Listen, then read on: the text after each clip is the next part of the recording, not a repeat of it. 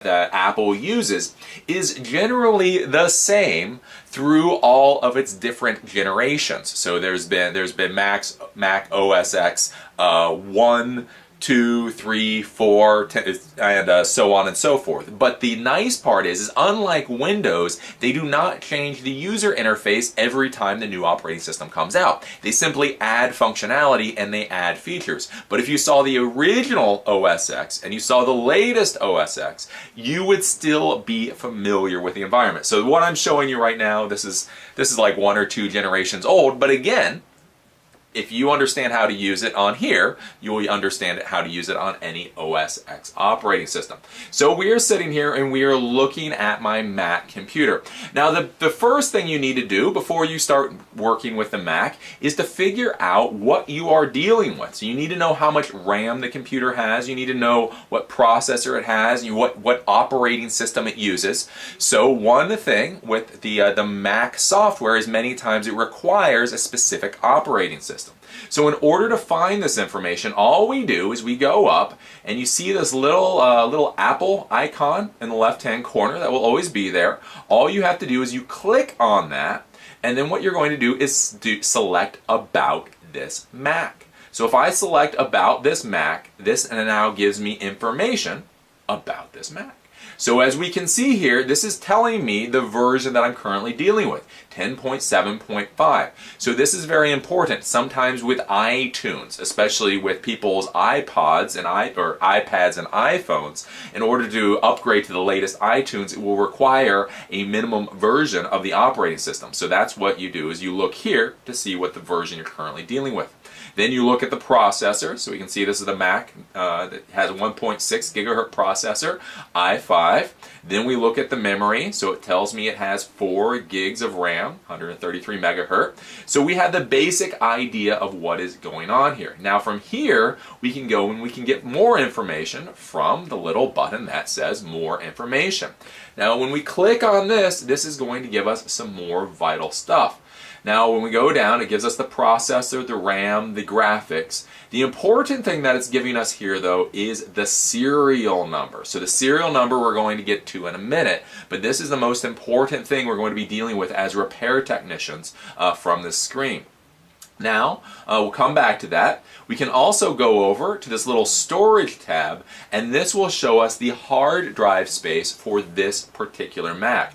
So we can see that in total this has 121 gigs of flash storage. So basically this has an SSD hard drive in here. And we can see that I have Boot Camp set up on this. What that means is that this dual boots into either Mac OS or into Windows. So we can see that it has a dual boot set up, and then we can see how much of the hard drive space is used. So for the Macintosh side of the hard drive, we can see it has 26 gigs free out of 60 gigs total. Now that we know that, what we're going to do is we're going to go back to the overview, and we're going to go and we're going to grab this serial number. So this serial number, it's a serial number, so it's specific for every Mac computer, and it allows us to get very valuable information. So with that serial number, we can open up Safari or any web browser. And the first thing that we can do, again, to make sure that we know what we're dealing with, is we can go to this website, support.apple.com/specs/, and here we can get the specification for our Mac. So I plugged in the serial number into the search area and hit search, and it brings back what Mac I have. So here I can click on this Mac and I can get all of the information, so I know what this Mac was like when it left the factory. So it's an 11 or 13 inch mid 2011, and it gives the technical specifications for it. You know, storage, all of that kind of stuff. That is going to be very important in another minute when we go over to iFixit.com. Now we can go and also what we need to look at before we open up this computer, before we futz with anything, before we use a screw. Apple, for the Macs, has a plan called Apple Care. This is their extended warranty plan. So basically, if the Mac is covered by Apple Care, Apple will fix the hardware free of charge. Now, Apple hardware is exceptionally expensive, so if the client can get it fixed free of charge, that is just better for everybody. The thing is, if you open your Mac, if you modify it in any way, Apple Care goes away. You void your warranty. So you never, ever, ever, ever, ever, ever want to change or to open up a Mac if it is still under Apple Care. So what you can do is you can go to the selfsolve.apple.com agreement warranty.dynamic.do. This website, I will give you a link to it in the notes, and you can put in your serial number. From here, you can click the continue button, and it will tell you whether or not your Mac or this particular Mac is still under coverage. So basically, what this is saying is that this was validly purchased, but my telephone support has expired and my repairs and service coverage had expired. So I only bought a 1-year limited warranty on this. There was no additional Apple Care. So this particular Mac is out of the Apple Care warranty program. Every time you touch a Mac, unless you know it's over 3 years old, you need to check this. If you open this thing up and it was still under Apple Care, you have screwed your client very, very badly. So don't do that. Always make sure it is in fact out of Apple Care. Now, if we're having problems with this computer and we need to go and fix it, again, instead of redoing the wheel, what I'm going to tell you guys is you should go over to this website called ifixit.com. www.ifixit.com. Again, as I said, with Mac computers, almost all the problems are always going to be hardware. iFixit gives you step-by-step instructions on how to fix all that hardware.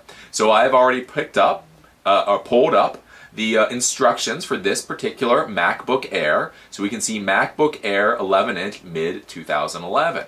See, that's why it's important that we pull up the specifications, because it tells us mid-2011.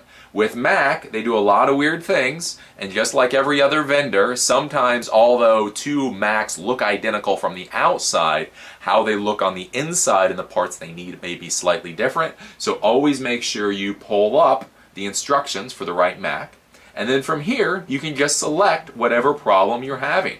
So let's say your airport Bluetooth card has having a problem.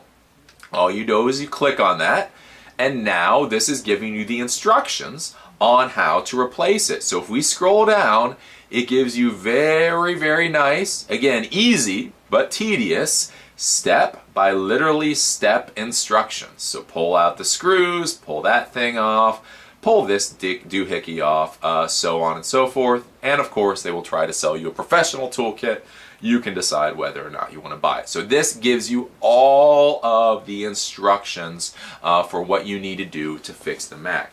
Now, ifixit.com does sell parts. They do sell very good, high quality parts. So if you don't want to mess around with trying to bargain hunt, shop for parts, you may want to buy them here, but you can also buy parts more inexpensively other places. So this is the basic information. So basically you go up to the little Apple thing, you do about this Mac, you get the information about the Mac, and from there you can find all of this other stuff.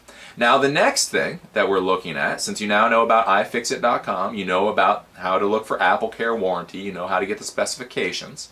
Of course, with all computers, the one thing that you have to do is update. Now this is very big. We all think, for some reason, that Microsoft is the evil villain of updates and other operating systems aren't that bad.